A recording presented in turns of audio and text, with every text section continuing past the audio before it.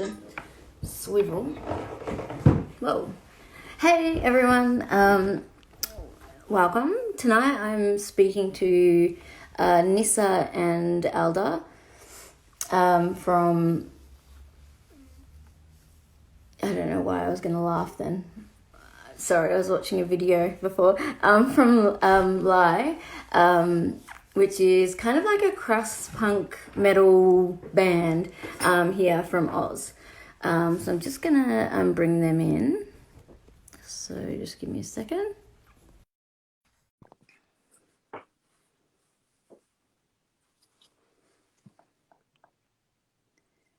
Hello. Yeah, you go live immediately. Huh? Oh, shit. Okay, well, I guess we just have to hold it. Sorry, we don't know how to do in. So I can hear Are you. you in the fridge? I just hold this? I don't think this is going to work. Wait a minute. When... We're trying to be fancy. Trying to get a good fuzzy. Yeah, and then like suddenly everything doesn't work. God damn it.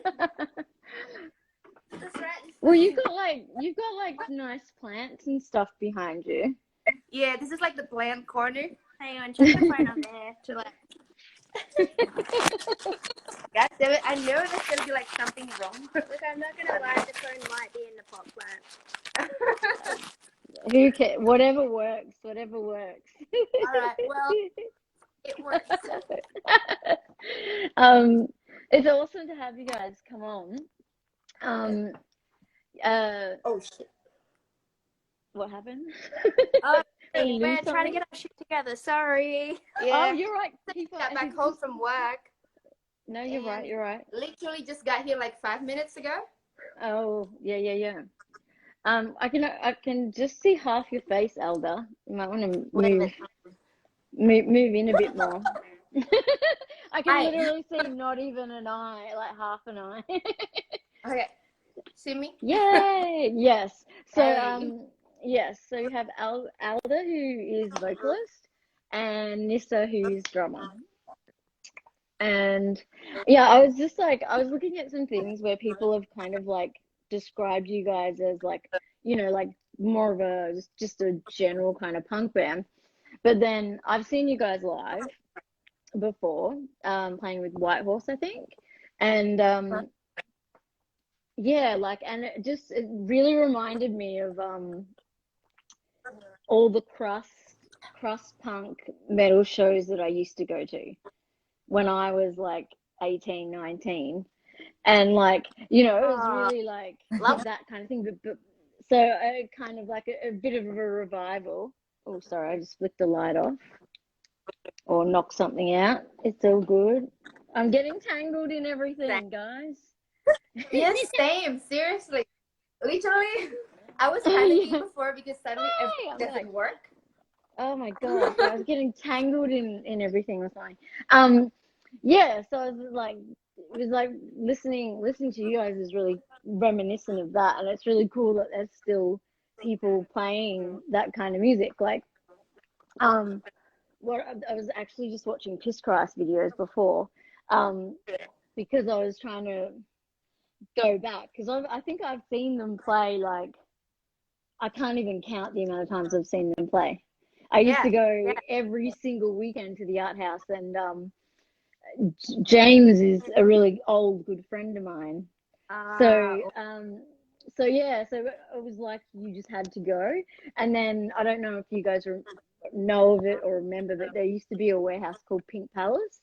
Yeah. I mean, before my time, but Timmy spent a lot of time there, and also is largely responsible for our sound as Timmy writes on the guitar. Yeah. So that's why as well, because obviously he was in Piss Christ, so that helps. Yeah, exactly. So yeah, I was like, oh, cool. Because I literally spent every weekend just up from Pink Palace. I lived in like my friends lived in the road, and James's brother lived across the road, and James lived in the Pink Palace. And so how there's parties every weekend and all the bands playing, and it was such an awesome time for like underground music and that kind of thing.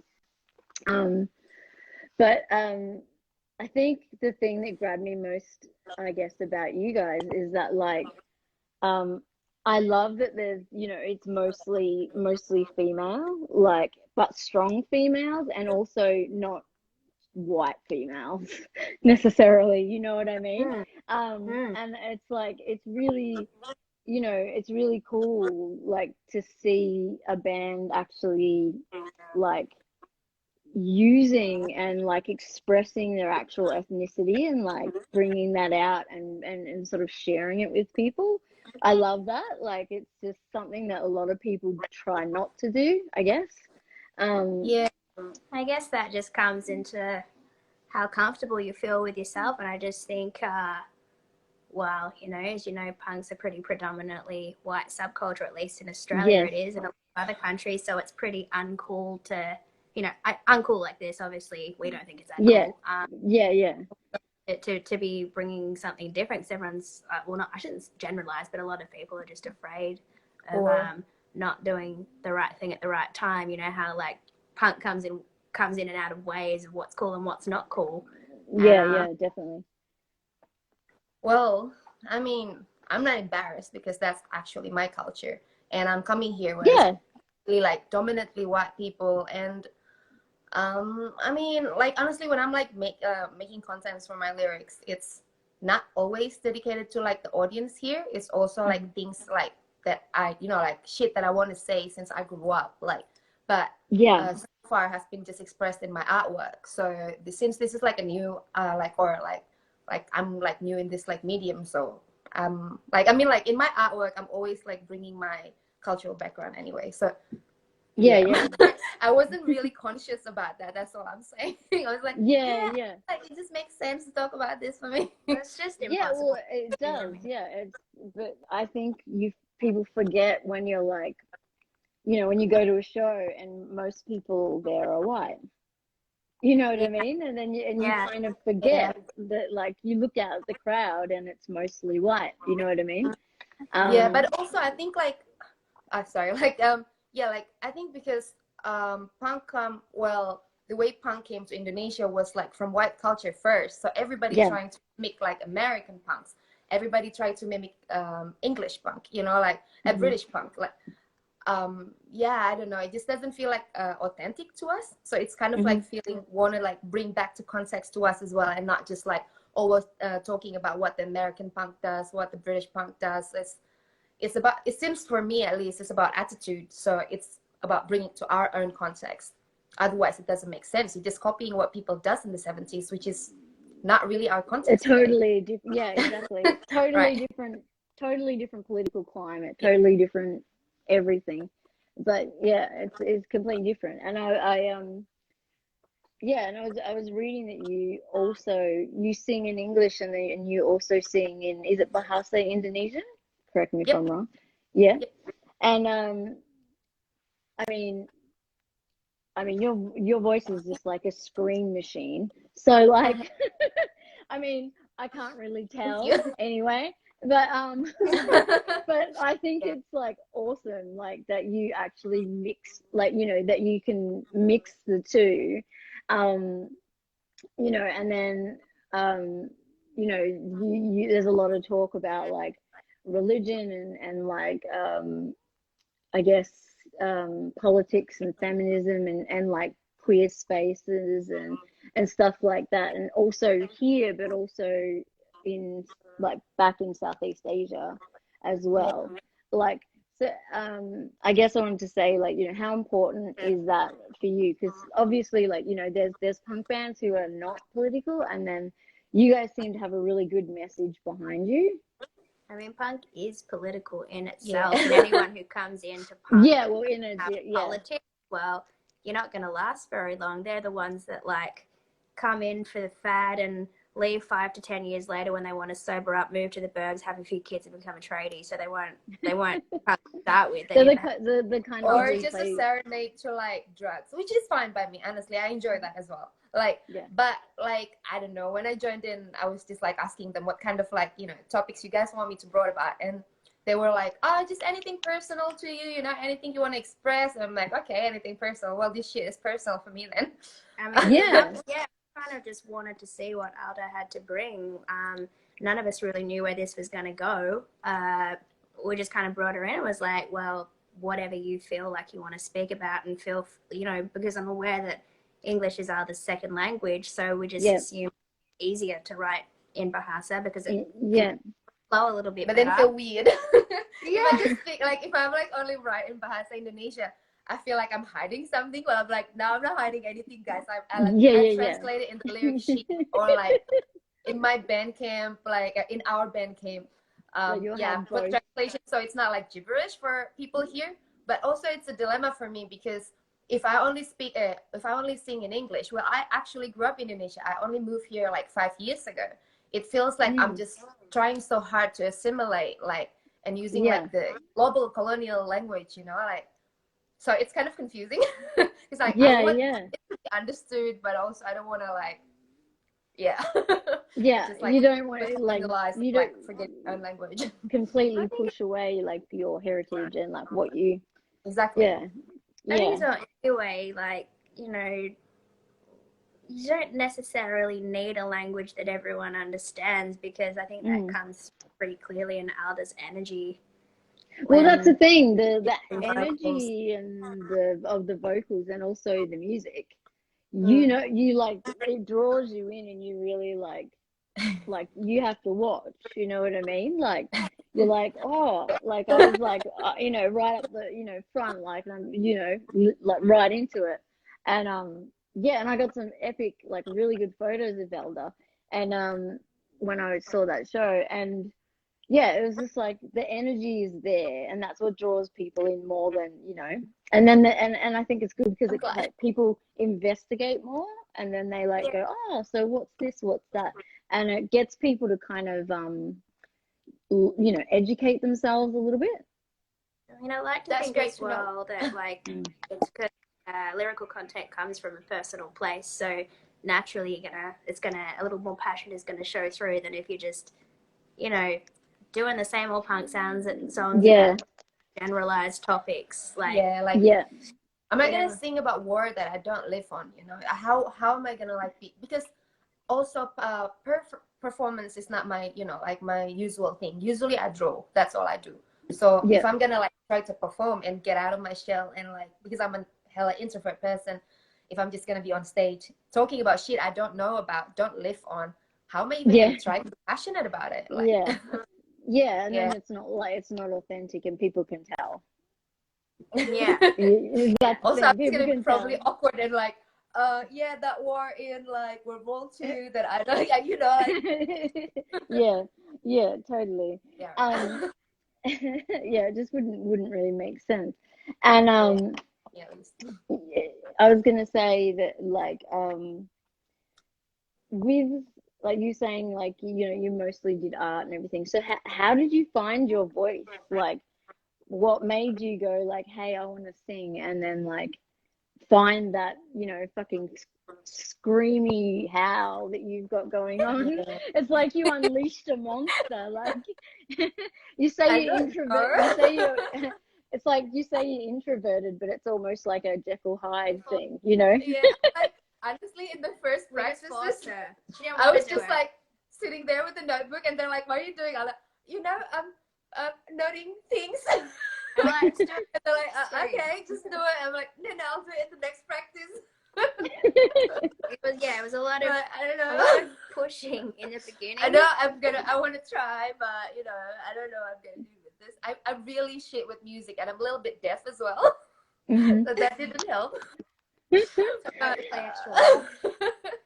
I mean, in the beginning, you know, Alda's didn't have the same confidence that she has now. It was pushing her and encouraging her to do it. You know, she's like, "Oh, I've never done this before," and I was like, "Yeah, right. Don't care, just do it." I think that's just it. And we're like, "No, we just want you to do it. Just do it." I mean, I did it, but like when I was a teenager, like with my closest friends, you know, which is like it's 10 years ago or something. Like, actually we only played like 2 or 3 times, and one of those 2 or 3 times was a Peace Christ. It's so random when Peace Christ play in Indonesia. Oh shit! That's how I know. That's awesome. I mean, it's so funny. Like in a couple of these interviews that I've done, heaps of people have brought up Piss Christ, and I'm like, they don't, and they don't know that they're Australian. What? Oh. Yeah, and I'm like, you know, they're Australian, right? Like I used to see them like every. Australian people you're interviewing don't know Piss Christ are Australian. No, overseas people. Oh, right. Yeah. They assume they're from, like, I don't know where the fuck they assume they're from, but not here. That's kind of a big deal. Piss Christ put crust on, like, Melbourne crust on the map. Yeah. So, like, yeah, for a few of them, I'm like, you realize they're from here? Like, sorry, they're from that? No, I was just saying, saying to them, you realize they're from, like, Australia, right? And they're like, oh, fuck, had no idea. Like, they're, you know, they're awesome, da da da. I mean, like, look, not a huge amount going on. Yeah, I just think, weird. Anyway, but, like, it's amazing how many people do know them. And, like, they did pave a way, you know. They're really well loved in Indonesia, as far as I was gonna say they've toured a lot there as well. Yeah. So yeah, they have like I know they've got quite a big following. Oh, Yap is from Malaysia, so I don't know that you know. Yeah. Yap's from Malaysia. With his contacts with Japan, Malaysia, exactly. A lot of the Southeast Asian countries. That's how hardcore victims we end up with all these Southeast Asian bands here. It's all due to Yap. Bringing him over. Yeah. Yeah. Because otherwise, you wouldn't kind of. And there's a lot of like, I can't think who it is, but there is someone who brings over like a lot of Malaysian and like Southeast Asia metal, like full crazy metal, and it's like, whoa, like, you know, that's like, cool. because, and so yeah, they're pretty cool. Like bring over like a whole like at least 3-4 bands of them, so it's really awesome. What else was I going to say? Yeah, so then you obviously started singing, and then you got more confident, you know, with actually using your voice and stuff. Like, have you like got your, I guess, like your thing down with the like screaming and stuff? I already, I guess at this point already like kind of have an idea of how I like to do it. It gets easier, I guess. Also, like, you did work on it though. Alda in this time has done a bit of homework, basically. Yeah, because there's like, you know, different things like breathing and certain things or whatever. Yeah. Else you just like. Mainly because I lost my vocal in Sydney when we're touring, so I'm like, oh shit. We had to cancel a show because her voice was just done. Yeah. That was embarrassing because I never had that before. I was like, oh shit, never have to experience like the vocal barely existing. And I was like, no. Yeah. Also, you do it properly, can't you? Like get some brain trauma or something. And I was super excited too because we're playing with K9, and I really love K9. So I'm like, fuck yeah, like we're with K9, and they're like, no boys. Yeah, you can get there is some kind of drink. Someone was telling me about it the other day, and there's a lot of people like coat their throat with Manuka honey. Yeah. Yeah. I heard pineapple juice. So at that time when I lost my voice, I put in my story, like, you know, asking people like, vocalist here, please, like what, you know, like what could like help my vocal. And most of the main incommon thing is pineapple juice. I tried and it did help a little bit because I started. That's weird. I wonder why. Yeah, it's not as sour because I was imagining like it would be super like damaging to vocal cords, but it's actually alkali, I think. So it's kind of, it feels I love pineapple juice, so I would be like, like it's fine. But yeah, I had no idea it had like an effect on the vocals. And of course, I was gonna say, you know, this I guess is, you know, directed at both of you, but I guess maybe Nissa more.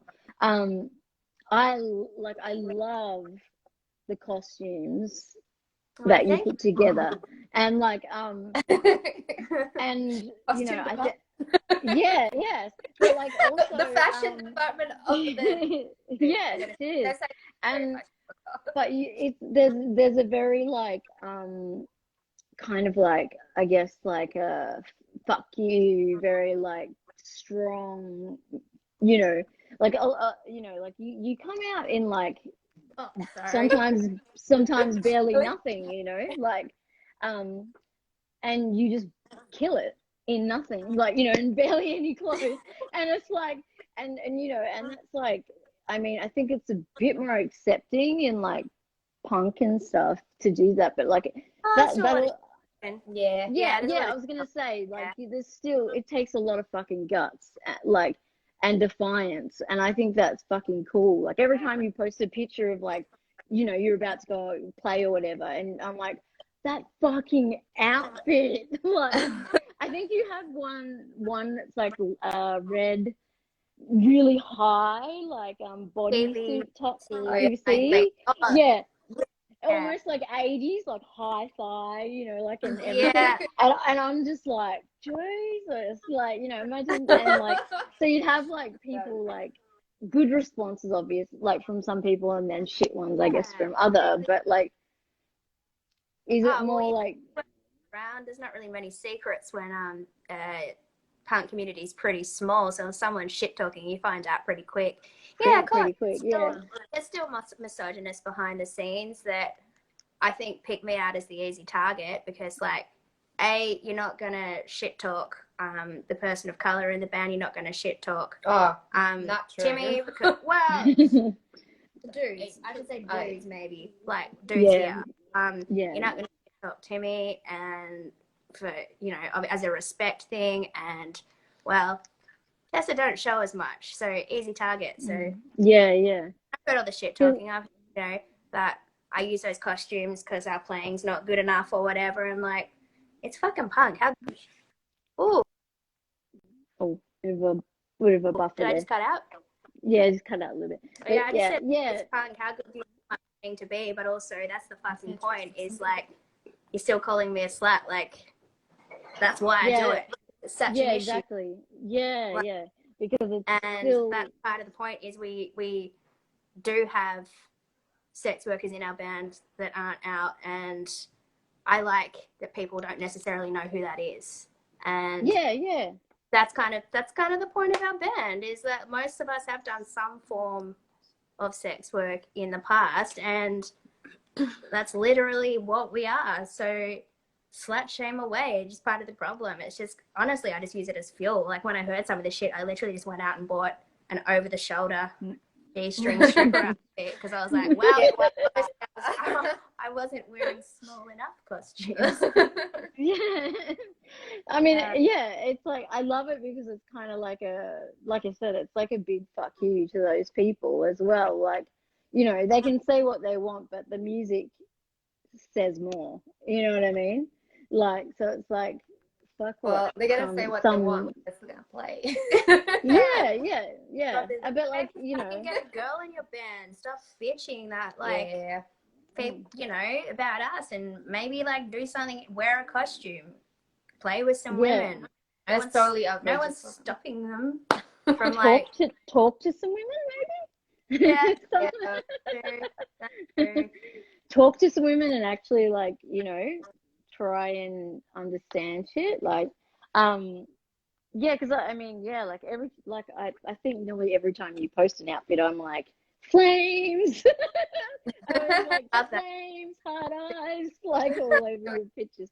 And because I love that shit, and that is like the essence of punk. Like, even if you go back to like 70s British punk, you know, like, that's Vivienne Westwood started that whole, like, you know, the latex, like, chains and, like, you know, vinyl and PVC and all that shit. Ridiculous. That was the 70s, and that shit's still, like, it's still a thing. Now it's still uncool and risky and edgy now, and how many, you know, it's like they love it when it's an idea, but they don't like it when they have to face it. Like, like the person I know, like, you know, like, it's not something like, if it's in the past, it's something they can just like glorify and don't have to engage. Well, if it's in front of their face, then they have to be like, you know. They have to actually. Like, I think it's like with what you were saying just before about sex workers. It's like, I have friends who are sex workers and like strippers and whatnot, and like, you know, one of the most common things that they get is like, you know, like when they see a guy or something, it's like, oh, it's so awesome that you do that, la la la. Then they start seeing them, and then it's like, oh, I don't want you to do it anymore. Yeah, like, well, that I guess that's the thing, is that like it's like it's like this aesthetic thing that in theory they love, and but they don't want it in like actually in there. It's also as well that they can't really it's not for them. They're not going to get a sexual service because I think that's part of it as well, is like you don't like it when you disturb their entitlement. Like if it's an idea, then they don't have to face their own like insecurities, their own fears, their own entitlement to like the you know, the partner's body. While if it's someone else, then they can just sexualize it in their mind, and it's okay. And or it's just like accepting it as an edgy thought or something, and then it's okay, you know. So it's not a challenge. 100%. I think it's also like a control power thing as well. It's just like you're doing, like, you know, they can't control you, and like it's like they, you know, and there's this like it's a possession thing, like you're my thing. I don't want you. I don't want other people to see you, or you know, whatever. Exactly. The entitlement. It's not theirs, but I feel like it's theirs. And it's like, do you really like? I always have this conversation with my friends. Is like, it's like, you know, that most of the customers are like, you know, in their 40s with a ginormous beer gut, and like really, these aren't people that like usually you're gonna leave your partner for. You know, like majority of the time, it's not super like hot studs coming in. It's like, you know, it's regular blokes, regular people, and like and like people who are married, and like you know, they're absolutely. No, I mean their range. Do you have a charger on my phone? I have a charger, but oh no, electricity fun.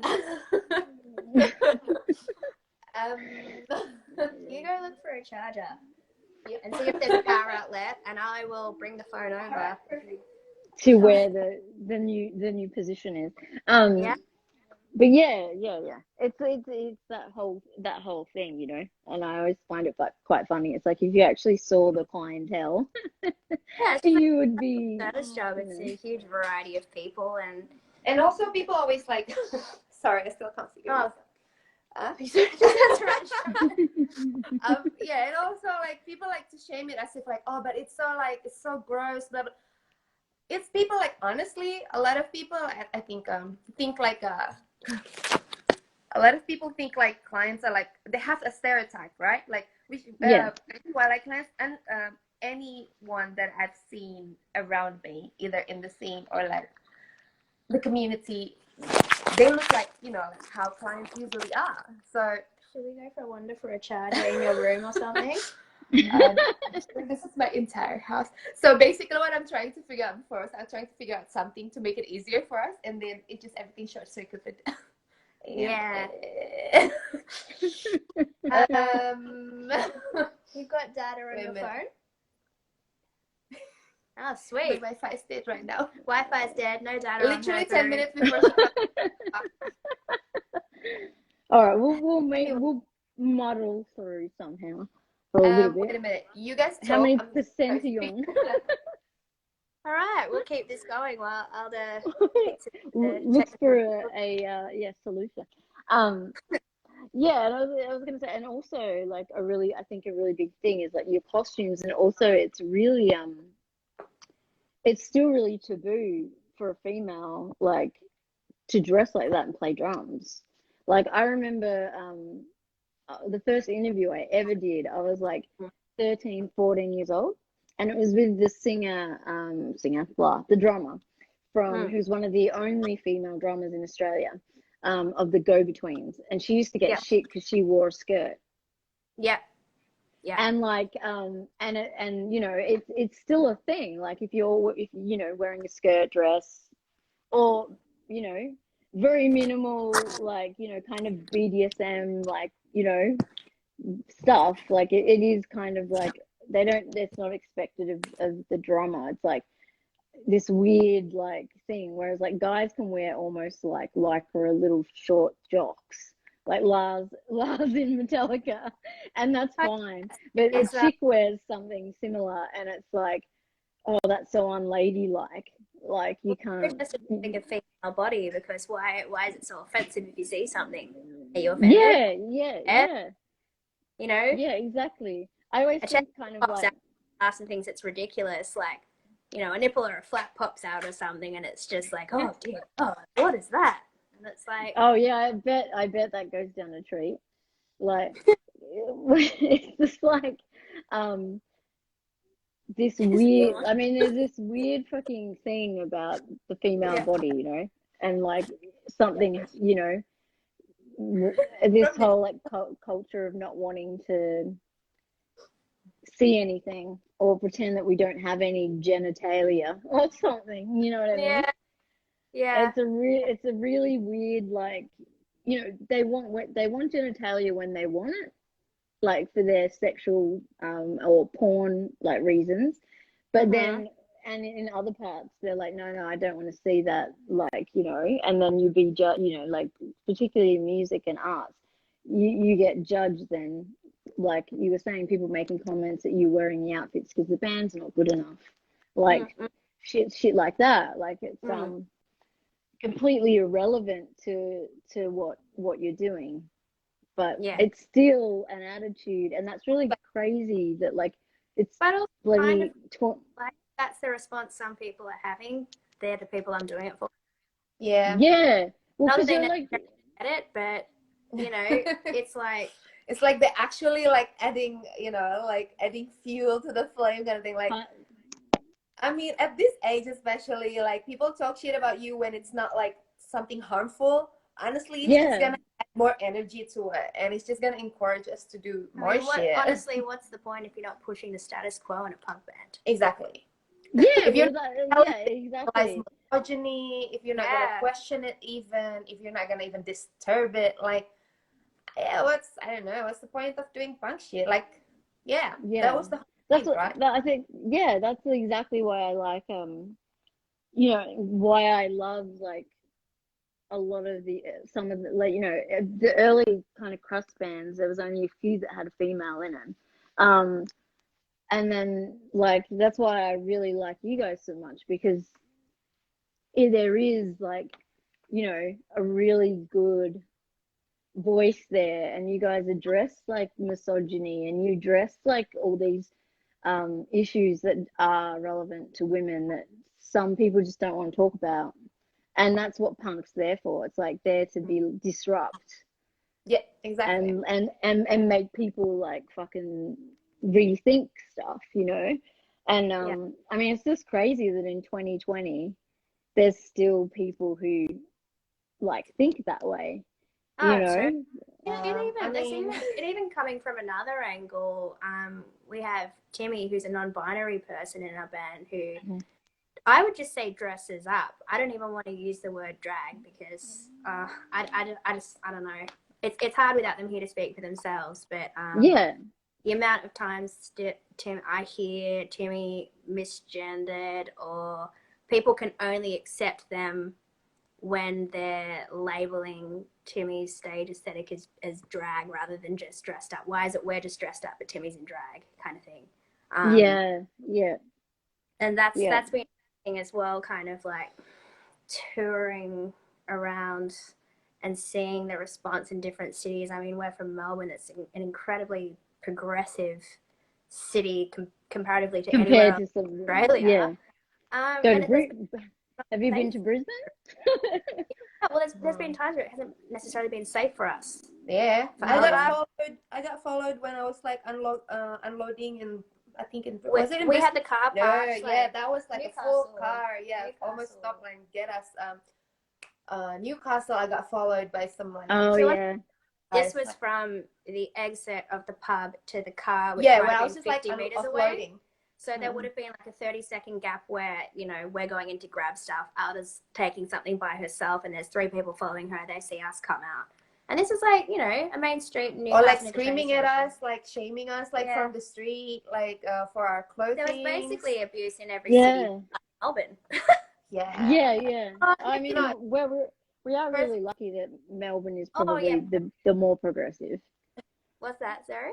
Sorry? I was saying we are lucky that Melbourne is much more progressive in all aspects than others, but you still have shitheads. Even in Melbourne, though, we got screamed at like, oh yeah, white Australia, like, you know, when was that? Yeah.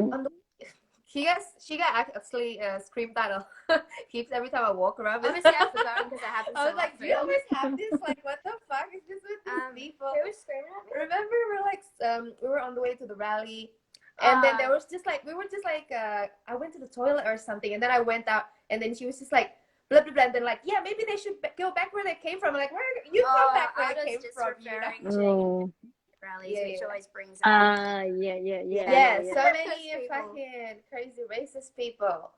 There's like and screaming at you know, long live white Australia. Like, what the fuck, you racist cunt?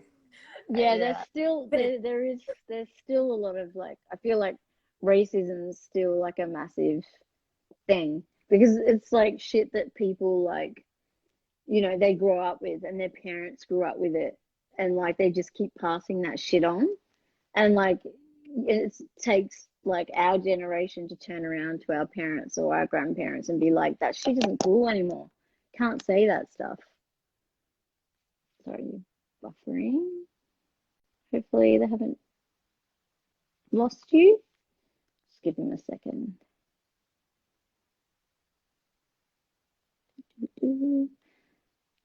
Today's been a terrible.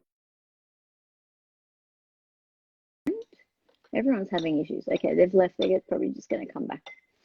So, if anyone does have any questions, just put them in that little box down the bottom with the question mark. And I can bring them up. Okay, hopefully they'll be back in a minute. But yeah, we've had a crazy day for internet today. Everyone seems to be having massive issues with their phones or their Wi-Fi or internet, etc. So hopefully the phone is not dead. Fingers crossed. But thanks everyone for tuning in at least. And if you haven't already heard you should check them out. They do have a Bandcamp, and that's just got their demo, but it's also got a teaser for their album that's coming out really soon, so you can check it out. But it's pretty. Alda's lyrics and her vocals are, are pretty fierce and quite brutal. It's amazing. Like, she's actually quite small, so yeah, when you hear that voice coming out of such a small body, it's really cool. Okay, looks like they're back now.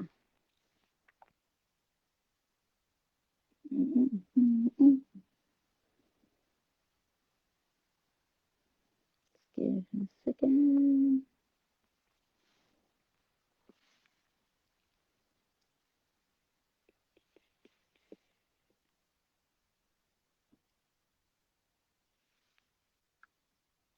Okay, something weird just happened. Boop. Okay, guys, sorry. There's some kind of issue here. They've dropped out again. It's not been a good day for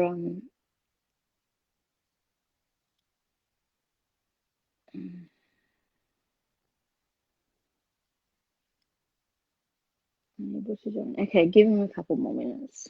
Sorry, guys. But yeah, if you just joined, there you can see Yoda, my baby Yoda, because I am a nerd. I'm just speaking with Alda and Nissa from, I guess, a kind of a cross-punk metal band that's a local Melbourne band here. And yeah, they are pretty, they're pretty amazing, and They're a four-piece, and one of the members, Timmy, is from like an incredible crust band called Piss Christ, which is like, I mean, they basically paved the way for Australian crust punk. So I've been seeing Piss Christ live since I was 18. I used to just see them every weekend, like at our locals. So it's pretty crazy to think that people all around the world actually know who they are, and like yeah, and if you don't, you should definitely look them up as well, because yeah, I mean, they've been around for ages, and they've been so influential in just in the scene in general. So let me just see if I've got a okay, I haven't got a message from the girls. Sorry guys. I think they've run out of power and they're running around trying to find something. So I'll just yeah, I mean, if you've got any questions for me, shoot them at me while we're waiting. Um, but yeah, if you're been following a lot of these live streams, they're very like conversational and not very structured, or you know, really like hard hitting, like 1, 2, 3 questions. So the whole point is, you know, to connect with people and kind of personalize and have kind of human interaction with artists that you know, that I know well, or that are friends, or some that I don't, and then share that with fans so they get to see a side of them that they normally wouldn't. So yeah, it's really good. And the next one of these is actually tomorrow, and that's with Confrontational, who is a horror inspired, like 80s synth artist from Italy, and he's worked a lot with Cody Carpenter, John Carpenter's son. So yeah, that will be tomorrow, and that's 8 p.m. Australian time and 12 p.m. Europe time. So yeah, I'm looking forward to that because I'm a huge horror fan, and I love John Carpenter and all that kind of stuff, and you know, Goblin and things like that. So horror soundtracks and stuff is great. So I'm looking forward to having a big chat about that. Let me try and yeah.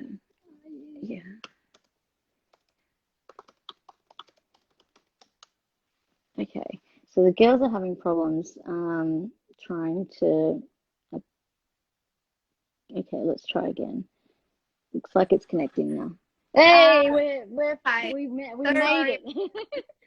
I just fluffed around and talked some crap while you were waiting. We just had attempts to get back on. Yep. That's okay. I was just saying, today's been like a really terrible day for internet for some reason. When I did one earlier this afternoon, he had the exact same problem you did. His phone died, and then he couldn't find the power, and then like, yeah, and then it ended up cutting out like in the second half or something. So yeah, he was like, I can't come back on. Everything is dead. So yeah. So it's exact same thing. It must be today. It's just today. Nothing's working. Yeah, right. But I was just saying, and updating everyone on you guys and the band, and you know, go check out your band camp and that kind of thing, and talking about how I don't know how to say it correctly, and I say things really incorrectly, so I'll get you guys to say it. Like the actual debut album that you've got, when you've got the teaser up with a few songs. I can't say that. I'm not going to attempt to say it because I know I'll say it wrong. What's Pontianak. Pontianak. Yeah, Pontianak. See, I wouldn't even say it like that. I would say like Pontianak. Look, same. Like a car. Which is exactly why I said you should say it. But yeah, I saw that, you know, you had a test pressing not like last month and stuff. So things are going ahead. Do you know when that's gonna be like ready to go, or is it still kind of like blah? Because so well, before it was meant to be out in what, like March or something. It's I just thought it was May. I don't know. Back. Supposedly end of August, but look at this point. No, I don't know. Yeah, Melbourne's locked down in 6 weeks. Yeah, we're locked down for 6 weeks, so we'll see. I guess what happens from here on in. My last day at work today, and oh yeah, because because you hairdressers have to close.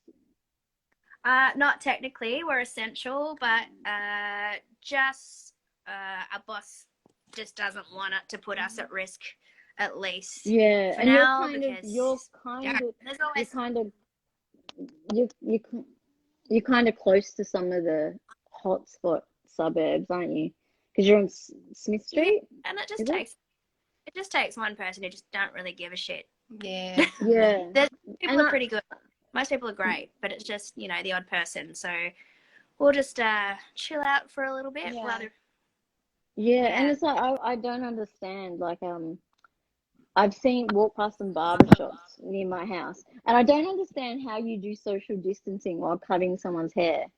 No, we don't. We touch their heads all over their heads. Yeah, you have to. So it's like, it's so weird that they're like, yeah. It's like, but you can't not touch the person. Because it's like, you have to be right, like, especially just and if you're washing their hair or dyeing it or bloody anything, you gotta touch it. So yeah, all it takes is one person who's got, like, you know, got some symptoms and don't know they have them, and, you know, spits out some stuff, or like touches a bunch of stuff in the salon, and then you're all like, ah. Yeah, I mean, I think that's cool that your boss is doing that, because a lot of people are you know, are not taking it as serious. Like, I've got a friend who works at JB, and you wouldn't believe, JB is pumping. They're like doing more numbers than you can ever imagine. They're earning so much money, right? And so they're staying open non-stop. They won't allow anybody to wear a mask. I mean, I'm not surprised. The places that are suffering are the independent businesses where there's not money to be made by a larger corporation. So we're the ones who suffer. You know, business as usual. I just don't understand why people need to go to JB. Like, maybe I just I buy records and stuff like online. I'm not a gamer. I don't get as gamers. I don't know. You're in it for 6 weeks. You need some games. You can buy that stuff. All of it you can buy online. You can even buy JB Hi-Fi stuff on the JB website. I can't relate to that. Yeah. Like, I've bought one thing on the JB website, because that's about it. But I buy tons of records on, like, during COVID, I bought so many records online from, like, different Melbourne record shops. Like, I just don't understand. It's like, we have the internet, guys.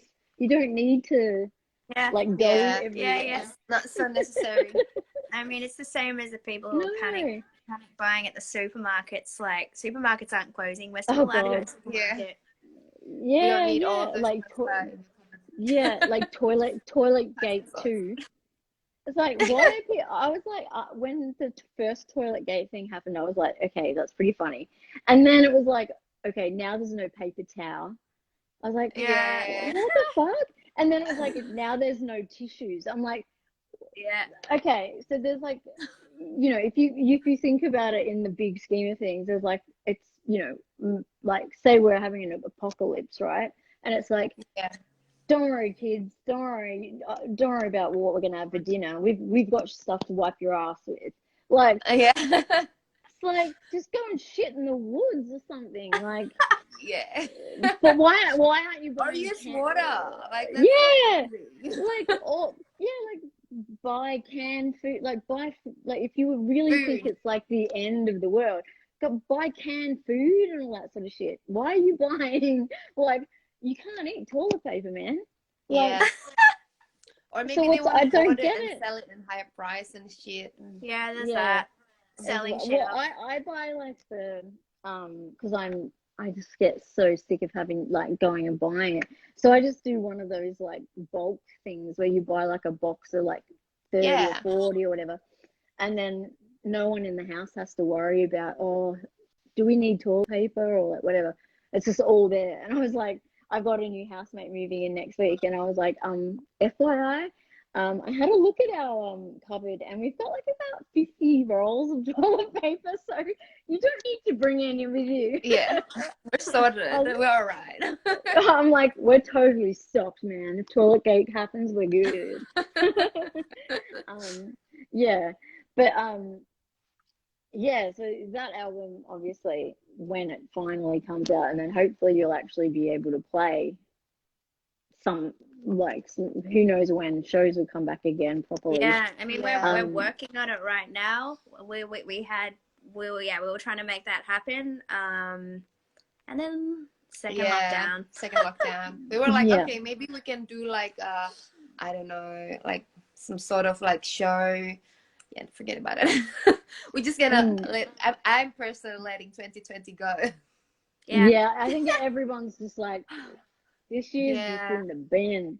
Like we literally had 4 band practices before it got cold, and we're like, sweet. I guess just go back to my house, go back to my cave.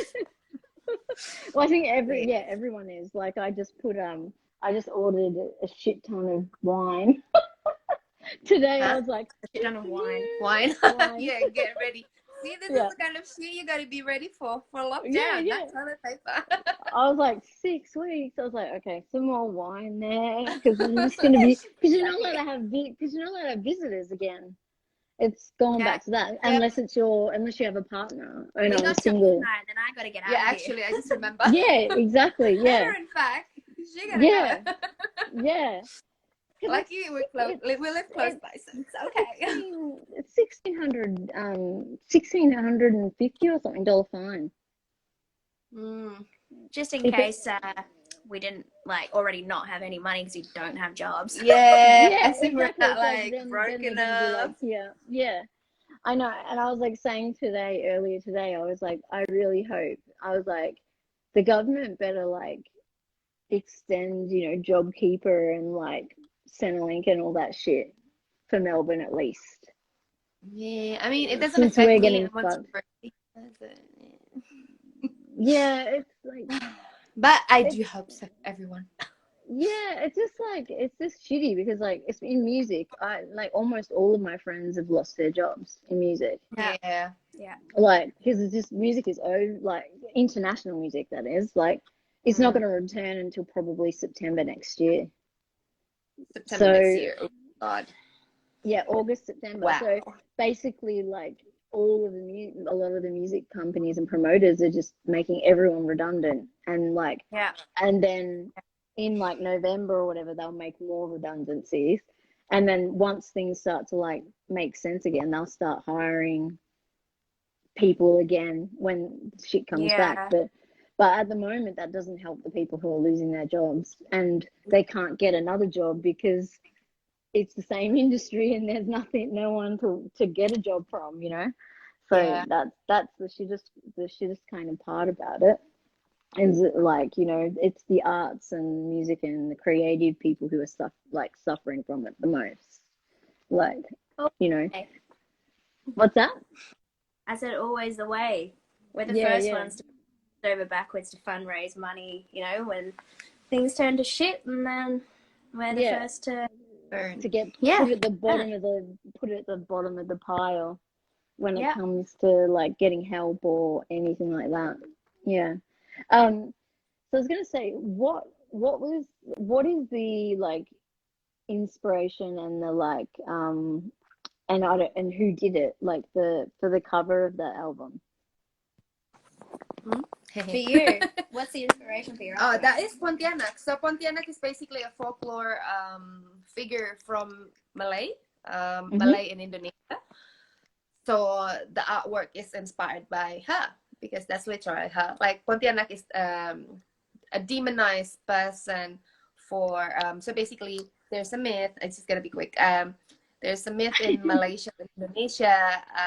If this, I've been told this since I was little. Yeah, if I went through an abortion and I died during an abortion, or if I died giving a childbirth, I will become a Pontianak. Basically, some sort of banshee, just like, you know, haunting the places around, trying to like kill men for some reason, but like not in a like any cool kind, I don't know. Like it's That's absolutely so weird. yeah.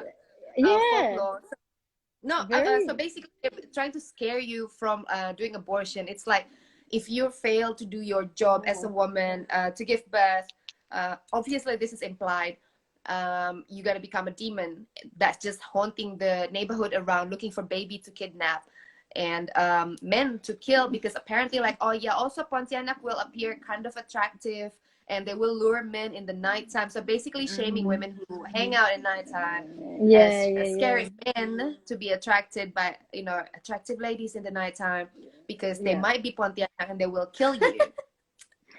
I mean, so it's almost, I guess it's sort of like a succubus in a way, like they're all sexy and whatnot, and then they sort of succubus, exactly. But it's also a semi sort of punishment for like, oh yeah, obviously women will become demon if they died from abortion, because it's a sin, you know, it's fucked.